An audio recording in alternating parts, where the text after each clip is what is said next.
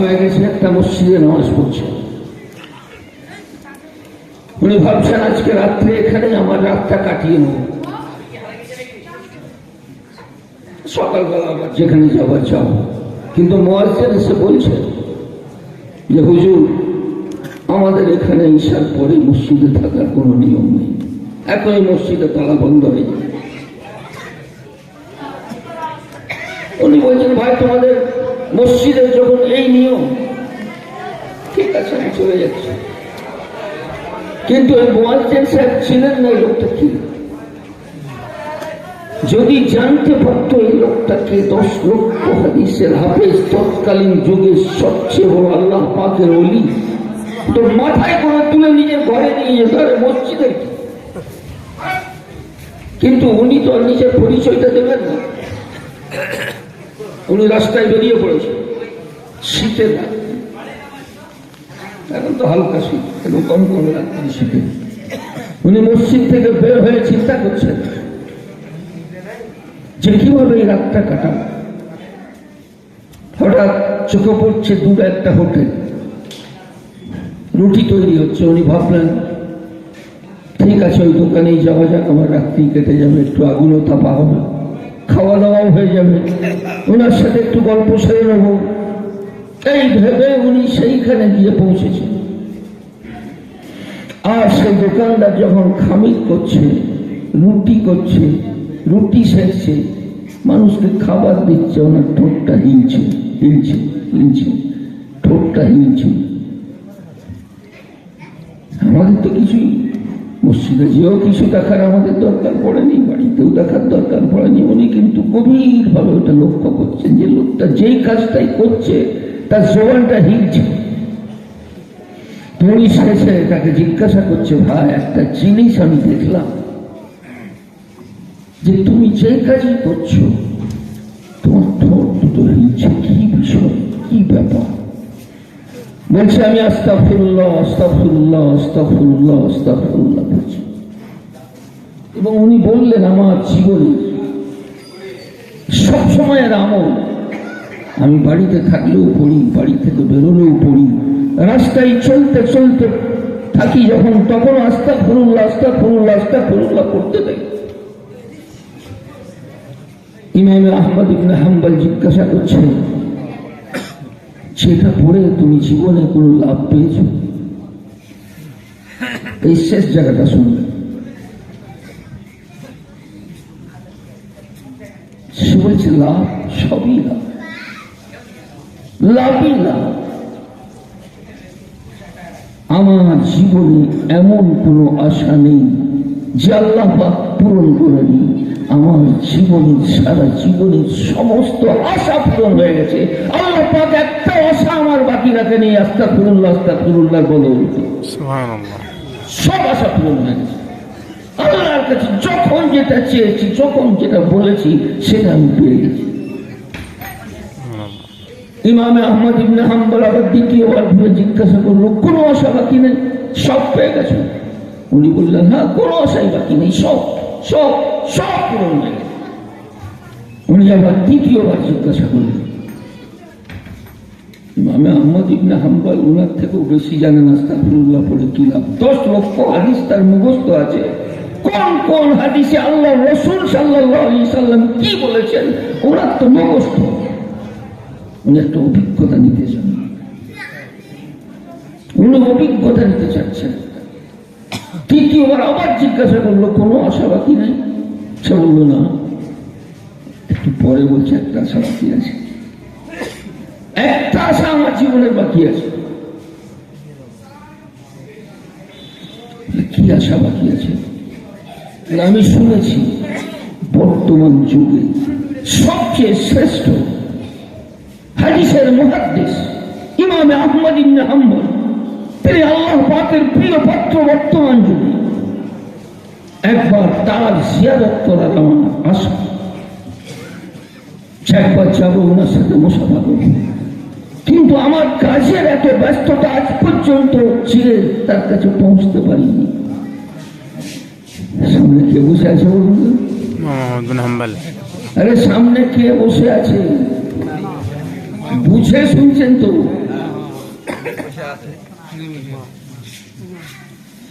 সেই মুয়াজ্জিনকে ইমাম আহমদ ইবনে হাম্বল নিজের পরিচয় দেন।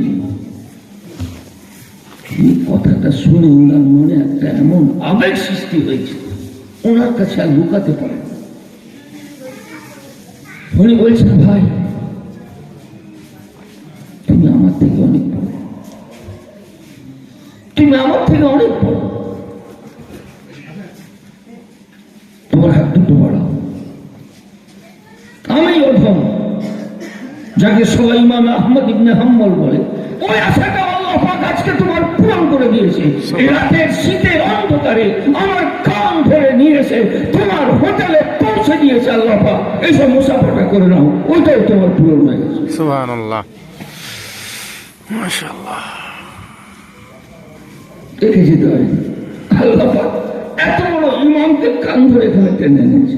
যা, ও আসতে পারবেন, তোকে যেতে হবে। আপনার কাছে কি মূল্যবান জিনিস আছে? আপনি সকালে উঠবেন আর আস্তাগফিরুল্লাহ পড়া বিশাল একটা কিছু ব্যাপার। যদি পারেন উযু করে মুসাল্লাটা বিছাবেন আর একখানে আল্লাহর দিকে চেয়ে যদি পুরোটা মুখস্থ থাকে, আস্তাগফিরুল্লাহ আল্লাযী লা ইলাহা ইল্লা হুয়াল হাইয়ুল কাইয়্যুম ওয়া আতুবু ইলাইহি, পুরোটা মুখস্থ থেকে পুরোটা পড়বেন। আর আস্তাগফিরুল্লাহ যথেষ্ট পড়বেন, একাধিক 39 দিন পড়ে যান, আপনি নিজের জীবন পরিবর্তন দেখতে পাবেন। গভীর হৃদয় থেকে পড়বেন। আল্লাহ পাকের কাছে যখন যেটা করবেন, আল্লাহকে খুশি করার নিয়তে এক মনে আল্লাহকে রাজি করার জন্য পড়বেন। আল্লাহ দরবারে কোন জিনিসের ঘাটতি। আল্লাহ তো বান্দার দিকে চেয়ে আছে, বান্দা কখন আমার কাছে চাইবে আমি তাকে তুলি। আল্লাহ সকালবেলা অপেক্ষা করতে থাকে যে হয়তো আমার বান্দা সন্ধ্যা পর্যন্ত তওবা করে আমার কাছে ফিরে আসবে। সন্ধ্যাবেলায় আল্লাহ পাক বান্দার দিকে চেয়ে থাকে যে বান্দা হয়তো সকাল পর্যন্ত তওবা করে আমার কাছে ফিরে আসবে। সমুদ্র বলে আল্লাহ পাক অর্ডার দেন, এর পাপ এত বেড়ে গেছে, আমি একে আমার মধ্যে ঢুকিয়ে নিয়ে শেষ করে দিই। আল্লাহ পাক বলেন, হে সমুদ্র, ও তোমার বান্দা, ও কি তোমার বান্দা? তুমি ধরার কি? ও কি তোমার বান্দা? আমি তো অপেক্ষায় বসে আছি যে হয়তো কাল সকালবেলা তওবা করে আমার কাছে ফিরে আসবে। তোমার বান্দা ওইটা, আমার বান্দা, আমি জানি ওর সাথে কি ব্যবহার করব। আল্লাহ পাক কত করুণা দিয়ে আপনার দিকে চেয়ে আছে। हम तो माइल बकरम है, कोई साइल ही नहीं, रहते खाए किसे, कोई रहनुमे मंजिल ही नहीं। কবি ইকবাল বলেছেন যে আল্লাহ পাক সবসময় বলছেন, আমি তো দয়া নিয়ে বান্দার দিকে চেয়ে আছি, কিন্তু আমার কাছে চাওয়ার চেয়ে কেউ নেই। চাইবেন আল্লাহ পাকের কাছে, চাইবেন প্রত্যেক দিন, সকালবেলা হোক সন্ধ্যেবেলা হোক, একবার আল্লাহর কাছে চাইবেন, কাঁদবেন। কান্নাকে আল্লাহ পাক খুব পছন্দ করে। 5টা মিনিট, বেশি না, 5টা মিনিট। হযরত মুসা আলাইহিস সালাতু ওয়াস সালামের যুগ, অনাবৃষ্টি, বৃষ্টি হচ্ছে না। মুসা আলাইহিস সালাতু ওয়াস সালাম ঘোষণা দিলেন যে আল্লাহ পাক বলেছেন ইস্তেসকার নামাজ পড়তে হবে। যখন অনাবৃষ্টি হয়, মাঠে যে একটা নামাজ পড়া হয়, উনি ঘোষণা দিলেন সমস্ত বনি ইসরাইল ময়দানে উপস্থিত। নামাজ হচ্ছে, বৃষ্টি হচ্ছে, নামাজ হচ্ছে, বৃষ্টি হচ্ছে না। মুসা আলাইহিস সালাম বলছে, আল্লাহ পাক কি হলো? তুমি বললে নামাজ পড়লে বৃষ্টি হবে। আমার কওম, তুমি তো জানো কত বলছো। মুসা আলাইহিস সালামের কওম কারা জানেন? ওই যারা গাজাকে আক্রমণ করেছে, ওই ফেতনাবাদ সারা পৃথিবীতে, ওদের থেকে ফেতনাবাদ জাতি পৃথিবীতে কেউ আসেনি। মুসা আলাইহিস সালামকে নাজেহাল করে ছেড়ে দিয়েছে। সে ইতিহাস লম্বা। বলছে আমার কম তো আমাকে নাচিহাল করে রেখেছে, তুমি যদি বৃষ্টি না দাও এরা তো বলবি মিথ্যে নয়, আমাদেরকে এখানে নিয়ে হলো বৃষ্টি হচ্ছে না। আল্লাহ বলছেন বৃষ্টি দেবো না। এই মজলিসে এমন একজন পাপী রয়েছে 40 বছর ধরে আমার নাফরমানি করছে, সে যতক্ষণ পর্যন্ত এই মজলিস থেকে বেরিয়ে না যায় ততক্ষণ পর্যন্ত আমি বৃষ্টি দেবো না। মুসা আলাইহিস সালাম ঘোষণা দিলেন, কে 40 বছরের পাপী আছো যে আল্লাহর বিরুদ্ধাচরণ করে চলেছ, এই মজলিস থেকে বেরিয়ে যাও, না হলে আল্লাহ পাক বৃষ্টি দেবেন না। কেউ বেরিয়ে যাবে ভাই? না, কেউ তো যাবে না, কেউ যাচ্ছে না। বৃষ্টি আরম্ভ হয়ে বলছে আল্লাহ পাকে কি করলেন? আরো মিথ্যেবাদী বলবো আমাকে, বললো কেউ না বেরিয়ে গেলে বৃষ্টি হবে না, বৃষ্টি আরম্ভ হয়ে গেল। বলছে মুসা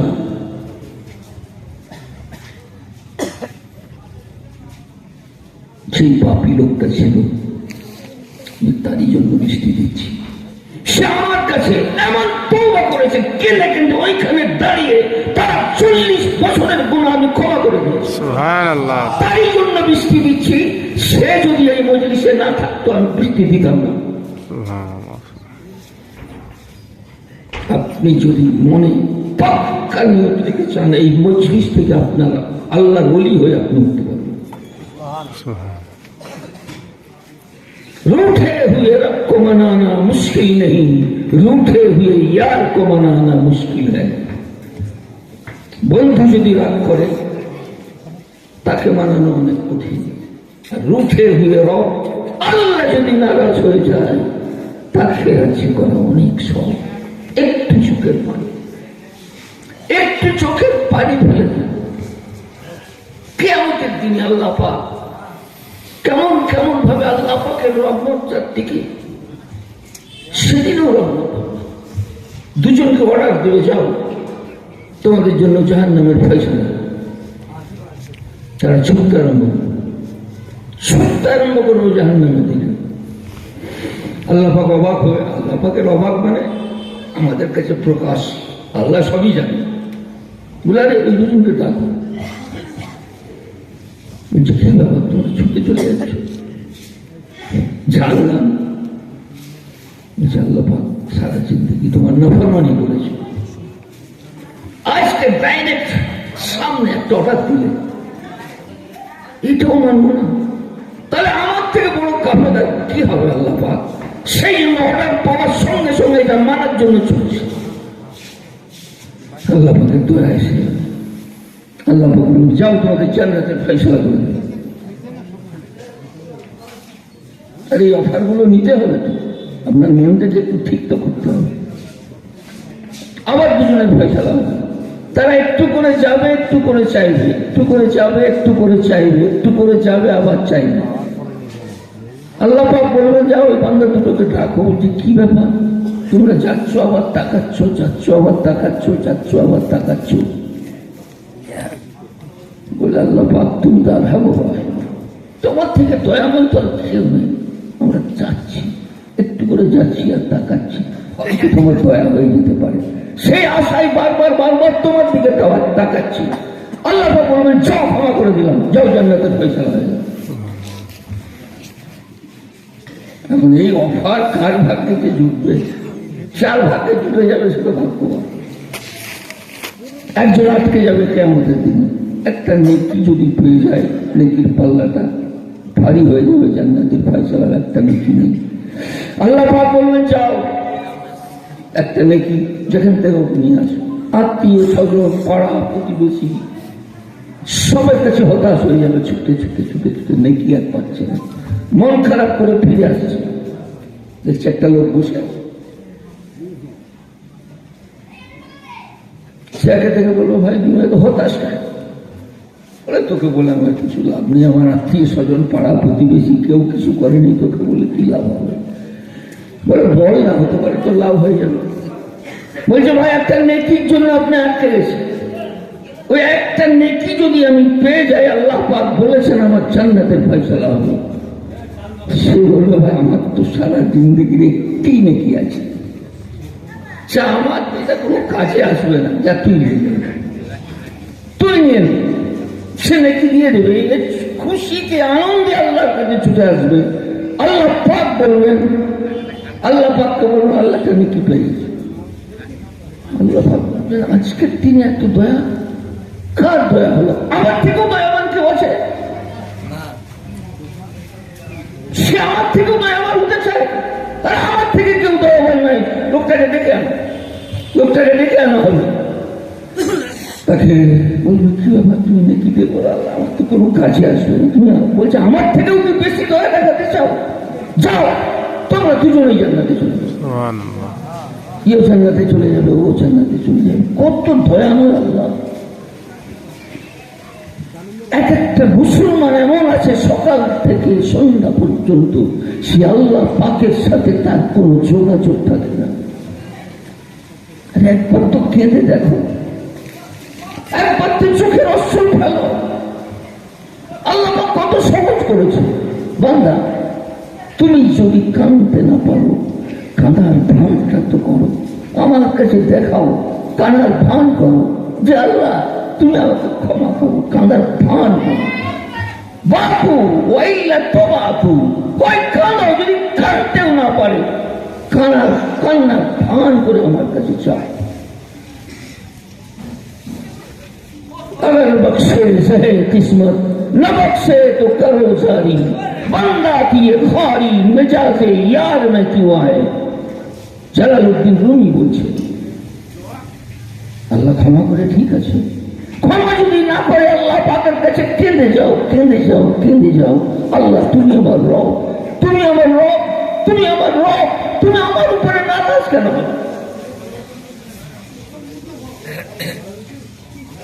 একবার সারাদিনের মধ্যে যে অবস্থায় থাকুন না কেন, সকালবেলা 100 বার আস্তাগফিরুল্লাহ, সন্ধ্যেবেলা মন থেকে আস্তাগফিরুল্লাহ। এই আমলটা তোমরা সবাই করতে পারো।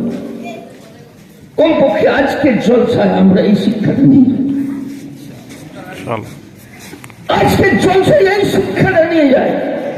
জলসা অনেক শিখেছেন, এটা ভাবুন আমার সবক, আমার দর্শ, আমার পাঠ, এই শিক্ষাটা আমি নিয়ে যাচ্ছি।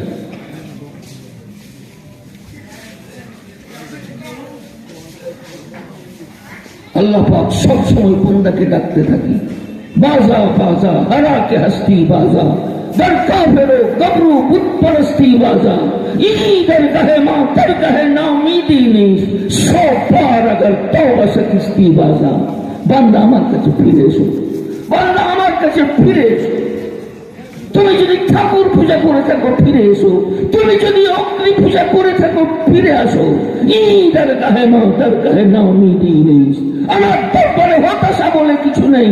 100 বার अगर तौबा से किस्ती बाजा, 100 বার যদি তওবা করে ভেঙে দিয়ে থাকো বান্দা, তবুও তুমি আমার কাছে ফিরে আসো।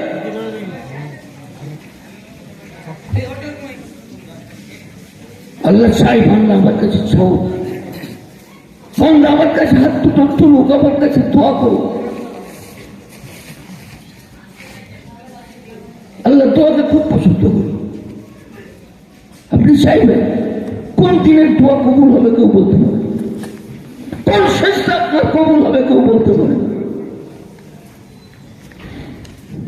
একজন আল্লাহ পাকের খাস ওলি 60 বছর বয়স হয়ে গেছে, ইবাদত করে করে করে করে 60 বছর বয়স।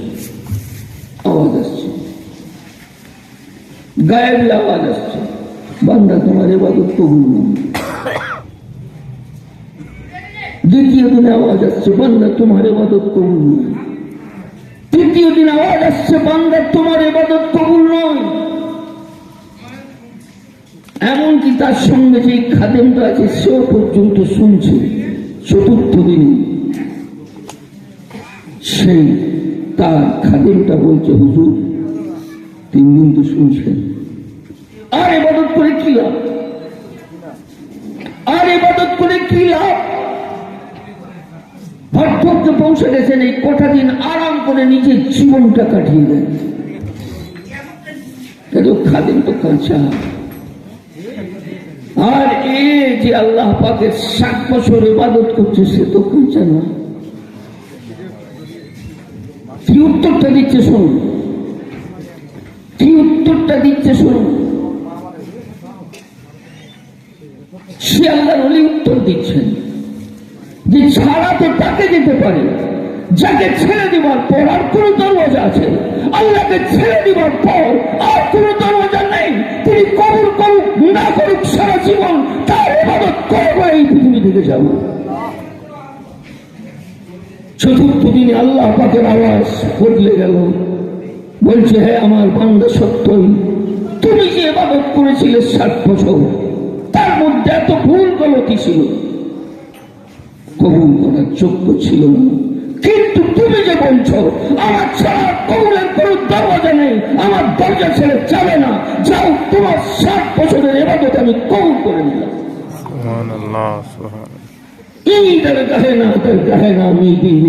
আমার দরবারে কোনো হতাশা নেই। মুসলমান, একটু কাঁদো, আল্লাহর কাছে কাঁদো, চোখের পানি বের করো।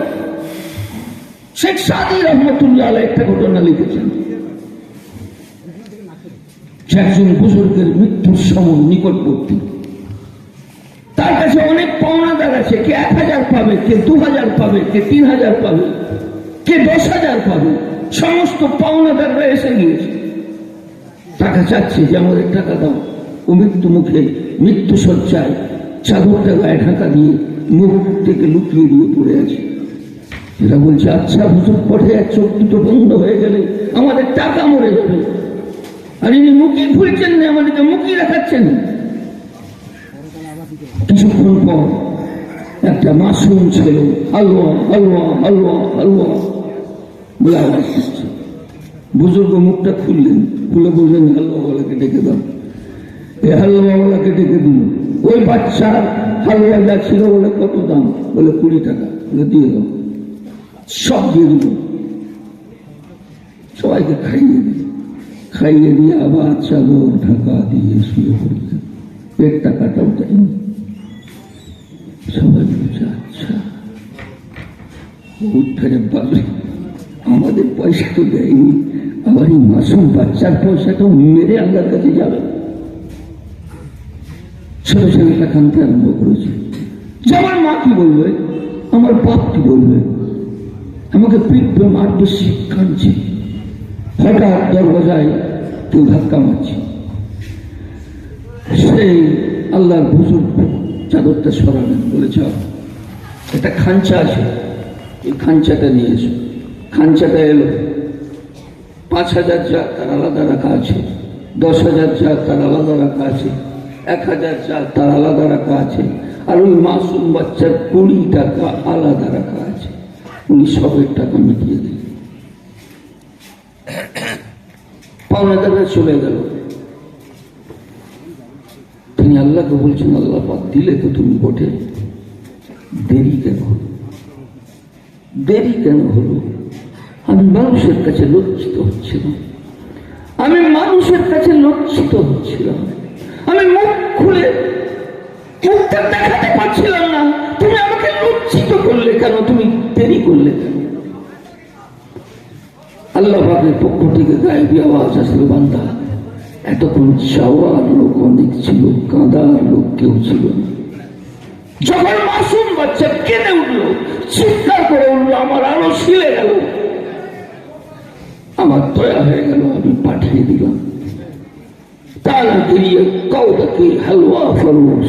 শেখ সাদি বলছেন, যতক্ষণ পর্যন্ত কেউ মাসুম বাচ্চার মতো আল্লাহর কাছে কান্না না করে, ততক্ষণ পর্যন্ত আল্লাহর আরশের রহমতে চোখ উঠে, একটু চোখের পানি ছড়াবে। 7 শ্রেণীর মানুষকে কিয়ামতের দিন আল্লাহ পাক আরশের ছায়াতলে স্থান দেবে। তার মধ্যে একটা শ্রেণী আল্লাহ রাসূল সাল্লাল্লাহু আলাইহি সাল্লাম বলছেন, রাজুলুন যাকারাল্লাহ খালিয়ান ফাফাযাতাইনাহু, নীরবে নিভৃতে যখন মানুষ ঘুমিয়ে পড়ে সেই সময় সে আল্লাহ আল্লাহ আল্লাহ জিকির আরম্ভ করে এবং মনের মধ্যে একটা আবেগ সৃষ্টি হয়। ফাফাযাতাইনাহু, তার দুটো চক্ষু দিয়ে অশ্রু প্রবাহিত হয়ে যায়। কিয়ামতের ময়দানে যেদিন আরশের ছায়া ছাড়া আর কোন ছায়া থাকবে না, এই লোকটাকে আল্লাহ পাক আরশের ছায়া তলে স্থান দেবে।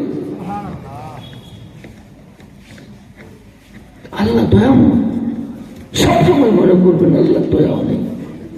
প্রত্যেক মানুষের জীবনে ঘটে, ঠিক কঠিন যখন আর ভাবছে আমার কোনো দিক থেকে সাহায্য আসবে না, কোথা থেকে সাহায্য এসে যায়।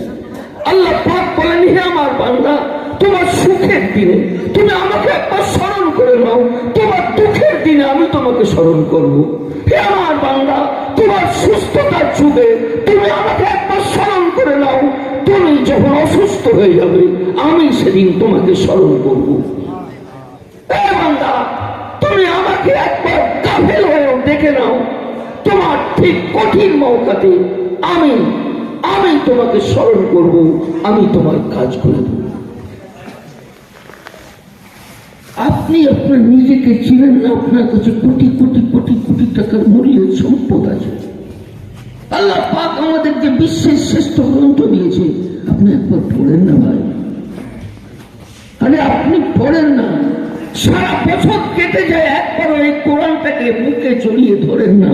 এটা আমার আল্লাহর কিতাব, এটা আমার আল্লাহর কিতাব, এটা আমার আল্লাহর কিতাব। এই তৌফিক আপনার হয় না, আপনি কিসের মুসলমান? প্রত্যেকদিন সকালে উঠুন, কোরআনের পাকটাকে বুকে ছড়িয়ে ধরুন। আপনি পড়তে পারেননি, আপনি বলুন এটা আমার আল্লাহর কিতাব, এটা আমার আল্লাহর কিতাব, এটা আমার আল্লাহর কিতাব। আল্লাহ পাক হতে পারে আপনার এই মহব্বতের বরকতে আপনার সন্তানকে হারাম শরীফের ইমাম করে দিবেন, বিখ্যাত কারি করে দিবেন, মুহাদ্দিস করে দিবেন। আপনি একবার আবেগ ভরা দৃষ্টিতে, প্রেমের দৃষ্টিতে আপনার কিতাবকে পড়ুন। গ্যারি মিলার পড়ছে, টমাস কার্লাইল পড়ছে। আমরা হতভাগ্য জাতি, আমরা এই কোরআনের পাঠকে আমরা খুলে দেখিনি। আরে আরবিতে পড়তে পারেন না, বাংলায় দেখুন আমার আল্লাহ আপনাকে কি বলছে, আমার আল্লাহকে কি বলছে একটু শুনুন, একটু শুনুন। গ্যারি মিলার কোরআন পড়ছে, কোরআনের ভুল ধরবে, কোরআনের ভুল আছে। আরে কোরআন শরীফে ভুল আছে, এটা আপনারা জানেননি নাকি? আরে আছে। মদ খাওয়া মুসলমান, টাকা মুসলমান, চোর মুসলমান, সবকিছু। কিন্তু এই বিশ্বাসটা প্রত্যেকটা মুসলমানের অন্তরে আছে, এটা আমার আল্লাহর কিতাব, এটা বিন্দু মাত্র ভুল নেই। আর এইটার জন্য এখনো পর্যন্ত আল্লাহ পাকের খাতায় আপনার নামটা তোলা আছে। তাহলে আপনার আমলটা আপনার মুসলমানের খাতায় নাম থাকার কথা নয়। কাজী নজরুল ইসলাম বলেছেন, ইসলামে তুমি দিয়ে কবো, মুসলিম বলে করো ফখর, সেরা মোনাফেক তুমি দেবে।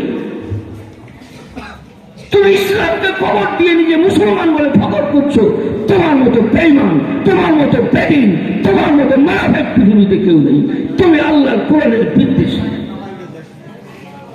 গ্যারি মিলার কোরআন পড়ছে, আল্লাহ পাকের ভুল ধরবে, পড়ছে তো পড়ছেই, পড়ছে তো পড়ছে, এটা আবার ছাড়তে পারছে না। তিনি বলছেন, নিজেই বলছেন, আমার পড়তে পড়তে মনে হতে লাগলো সারা বিশ্ব জগৎ যেন আমার চোখের সামনে উদ্ভাসিত হয়ে উঠছে। এতদিন পর্যন্ত আমি আমার সংস্থাকে চিনতে পারিনি, কিন্তু কোরআন আমি পড়ে যাচ্ছি, আমার চোখের সামনে আসমান, জমিন, চাঁদ, সূর্য, সিতারা, সারা বিশ্ব ভুবন যেন আমার চোখের সামনে খুলে যাচ্ছে যে এই সবাই স্রষ্টা আল্লাহ পাক। আমি আল্লাহর পরিচয় সেদিন পেয়ে গেলাম। পড়তে পড়তে একটা আয়াতে গিয়ে আমি পৌঁছে আমার মনে হতে লাগলো আল্লাহ পাক যেন আমার সঙ্গে কথা। আর এই কথাটা শুনবেন, সে তখনও খ্রিস্টান, বলছে আমি একটা আয়াতে গিয়ে ভাবতে লাগলাম আমার আল্লাহ পাক আমার সঙ্গে কথা বলছে। হ্যাঁ মুসলমান, তোমার একবার নামাজ পড়তে পড়তে মনে হয়েছে যে আল্লাহ পাক তোমার সঙ্গে কথা বলছে। তোমার রোজা রেখে একবারও মনে পড়েছে যে আমার আল্লাহ আমার সঙ্গে কথা বলেছে। তোমার একবার সুবহানাল্লাহ আলহামদুলিল্লাহ আল্লাহু আকবার বলতে বলতে এই কথাটা মনে পড়েছে যে আল্লাহ আমার সঙ্গে কথা বলছে। খ্রিস্টান গ্যারি মিলাদ কোরআন পড়তে পড়তে বলছে যে একটা আয়াতে যে আমার চোখ দুটো আটকে গেল, আমি ভাবছি যে আল্লাহ আমার সঙ্গে কথা বলছে। أفلا يتدبرون القرآن لو كان من عند غير الله لوجدوا فيه اختلافا كثيرا। মানুষ কি চিন্তা করে দেখে না, এই কোরআন যদি আল্লাহ ছাড়া কারোর পক্ষ থেকে হতো তাহলে অনেক অবাস্তব কথা থাকতো। গাড়ি মিলা, তুমি এতগুলো পৃষ্ঠা পড়ে এসেছো, বলো বলো। আল্লাহ যেন আমাকে জিজ্ঞাসা করলেন, কোন বাস্তব বিরোধী কথা পেয়েছ? কোন বিজ্ঞান বিরোধী কথা পেয়েছ? কোন সমাজ বিরোধী কথা পেয়েছ? কোন ধর্ম বিরোধী কথা পেয়েছ?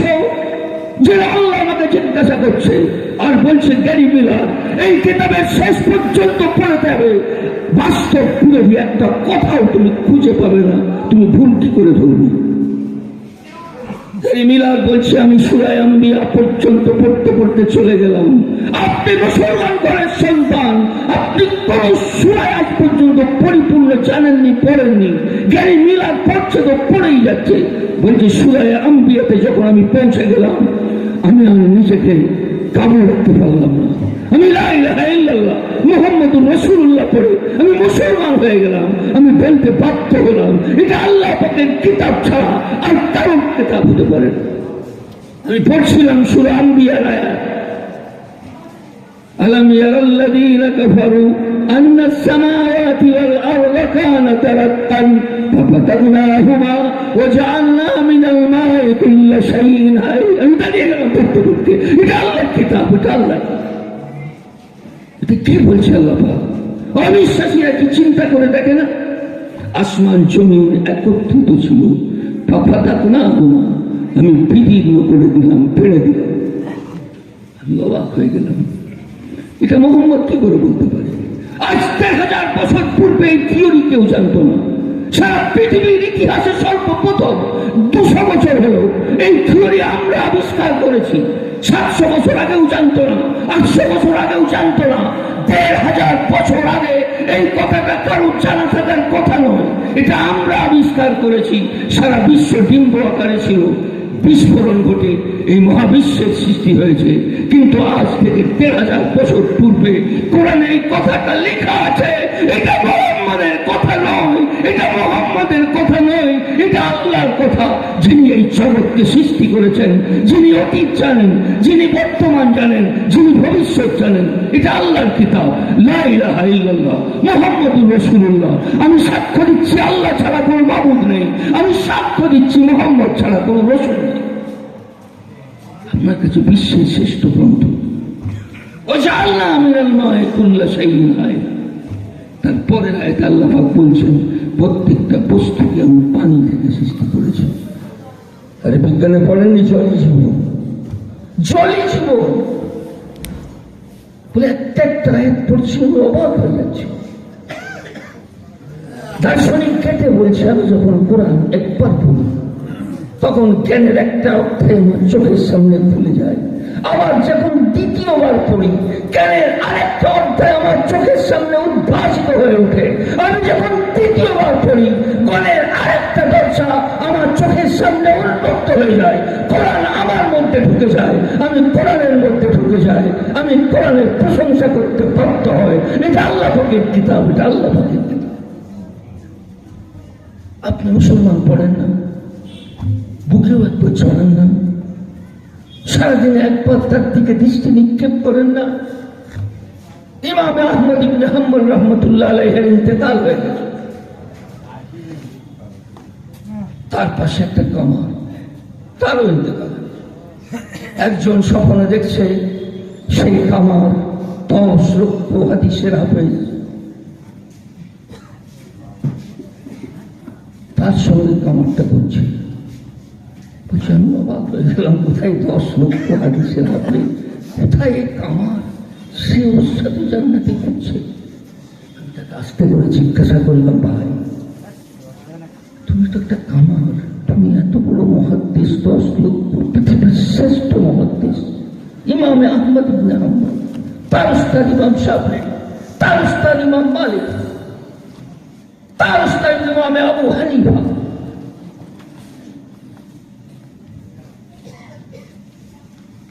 তুমি করছো? বলছি ভাই আমার কিছু আমল নেই, আমার কিছুই আমল নেই।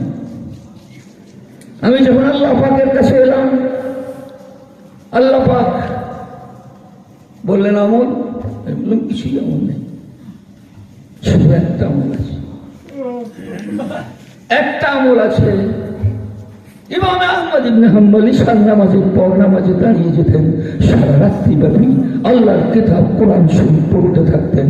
আর আমি কাজ করতাম, আমার মনে তামান্না হতো আল্লাহ পাক আমাকেও যদি কোরআনের জ্ঞান দান করতো, আমি সারা রাত্রি ব্যাপী ইমাম আহমদ ইবনে হাম্বলের সাথে দাঁড়িয়ে কোরআনের পাক পড়তাম তার মতো। আল্লাহ পাক বলতে বললেন, তোমার যখন এই তামান্না ছিল ইমাম আহমদ ইবনে হাম্বলের মতো কোরআন পড়বে, যাও তোমাকে ইমাম আহমদ ইবনে হাম্বলের সাথে জান্নাতে দিয়ে দিই। সুবহানাল্লাহ। আরে এতটুকু কাজ করতে পারবেন না? এটা দ্বিতীয় সবক। একটা সবক কি মনে আরে ভুলে গেলেন? আস্তাগফিরুল্লাহ, আস্তাগফিরুল্লাহ। দুটোই সহজ, দুটোই সহজ।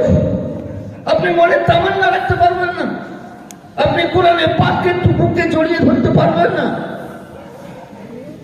কিসের মুসলমান, কিসের মুসলমান? সত্যকারের মুসলমান হওয়ার জন্য তৈরি হয়ে যান। আল্লাহ পাক, আল্লাহ পাক আপনাকে দিবার জন্য তৈরি আছে। কবি ইকবাল বলেছেন, কি ওফা तूने मोहम्मद से तो हम तेरे हैं, ये दुनिया चूज क्या है, लौह कलम तेरा है। मोहम्मद सल्लल्लाहु अलैहि वसल्लमेর সাথে তুমি যদি সত্যকারে ইমানদারির পরিচয় দাও, এই দুনিয়া কি জিনিস, স্বর্গ আরশ সবকিছু তোমার হাতে আমি তুলে দিই। আল্লাহ পাক তুলে দিয়েছিল না? দেয়নি? 1000 বছর, 1000 বছর, 1000 বছর অর্ধেক পৃথিবীর উপরে আমাদের রাজত্ব ছিল। কতদিন? পুরো 1000 বছর। আরে ভারতবর্ষের নবাব তো আমরা ছিলাম না, ছিলাম না, ছিলাম না। হ্যাঁ, নবাব ওয়াজেদ আলী, পুরো মুঘল সম্রাট, তাদের 700 বছরের ইতিহাস, তার আগের ইতিহাস, যেদিন আমরা কোরআনে পাককে নিজেদের বুকে ছড়িয়ে ধরেছিলাম, সেদিন আল্লাহ রাসূল সাল্লাল্লাহু আলাইহি ওয়াসাল্লামের সুন্নাত তরিকা নিয়ে আমরা চলেছিলাম। আল্লাহ পাক সারা বিশ্বকে আমাদের সামনে খুলে দিয়েছিল। কবি ইকবাল বলছেন, मगरिब की वादियों में गूंजी अज़ा हमारी, थमता था ना किसी से शैले रवा हमारा। পাশ্চাত্য রেখে দেশে আমাদের আজান ধ্বনি যখন আমরা দিয়েছি, আমাদের খরচ স্রোত রোধ করার মতো ক্ষমতা কারণ ছিল না। সারা পৃথিবী दस्त दस्त दरिया बिना छोड़े हमने, बहरे जुल्मत में घोड़े दौड़ाए हमने।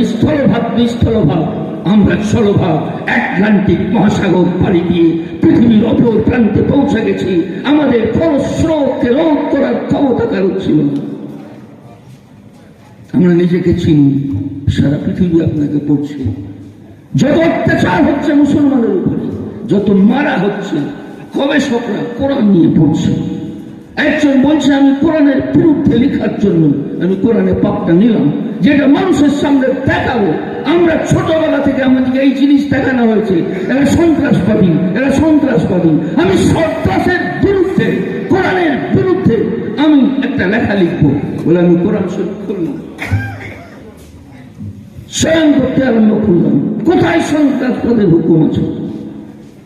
পড়তে পড়তে পড়তে পড়তে পড়তে পড়তে শেষ পর্যন্ত সন্ত্রাস কি বুঝবো আমি দেখলাম এটা মানবতার কিতাব, এটা মানবতার কিতাব। সর্বশ্রেষ্ঠ মানবতার শিক্ষা যদি কোন ধর্মে থাকে তাহলে এই কোরআনে আছে। আমি নিজেই মুসলমান।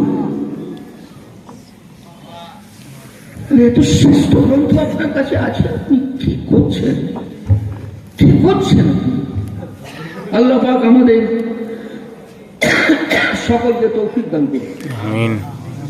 এই দুটো শিক্ষা আজকে নিয়ে যান, এই দুটো শিক্ষা নিয়ে যান।